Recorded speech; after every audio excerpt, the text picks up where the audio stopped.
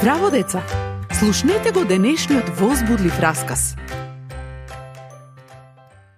Хадсон Тейлор тажно ја затворил вратата. Морал да ги остави своите пријатели на островот Сунг Минг, зашто љубоморни луѓе лошо зборувале за него пред високиот чиновник. Не го разбирал тоа, но Бог не го напуштил. Тој дури може да донесе добро од зло. Новата адреса му била на улицата Бридж во градот Нингпо. Радосно и таму им раскажувал на кинезите за Исус, Спасителот.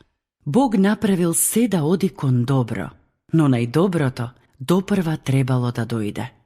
Подобро кажано, најдобрата личност.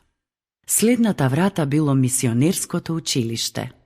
Таму предавала жена од Англија. Хадсон се влюбил во среќната наставничка, а и таа во него. Хадсон сакал да се ожени со Мери, но прво морал да и признае нешто. Мери, треба да ти кажам нешто. Јас не сум богат човек. Кога ми треба нешто, тогаш го молам Исус да ми го обезбеди тоа и му верувам дека ќе се погрижи за мене. Немам многу пари. Па, ќе се омажиш ли за мене во секој случај? Да, тогаш ќе му веруваме заедно. Не ни треба многу. Најдоброто нешто што го имаме е Исус. Многу пријатели дошле на свадбата. Бог на секого кој го сака му го дава најдоброто. Тој го ветил ова и го исполнува ветеното. Затоа Хадсон и Мери му ги предале своите животи. Хадсон се грижал за болните луѓе и проповедал. Мери ги поучувала децата и им раскажала на многу момчиња и девојчиња за Господ Исус. Им давала на сиромашните нешто да јадат. Хадсон и Мери секогаш имале работа. Биле многу среќни кога кинезите почнувале да веруваат во Исус. Секоја вечер звоната звонеле како покана да дојдат на службата. И обожавачот на идоли Ни дошол кога го слушнал радосното пеење. Прв пат во животот слушнал дека Исус е единствениот пат до Бог.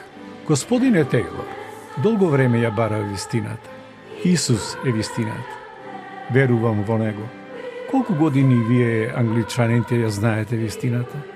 Неколку стотици години. Што? Толку долго? Зошто некој порано не дојде да ни ја каже вистината овде? Ова прашање постојано му се вртело во умот на Хадсон. Размислувал за милионите кинези кои се уште не ја знаеле вистината и уште повеќе работел додека не се разболел. Потоа сакал неќел морал да се врати во Англија за да оздрави. Може ли Бог да направи се да оди кон добро кога некој ќе се разболи? Ќе го слушнеш одговорот во следната драма. Не заборавај да слушаш. До следното слушање.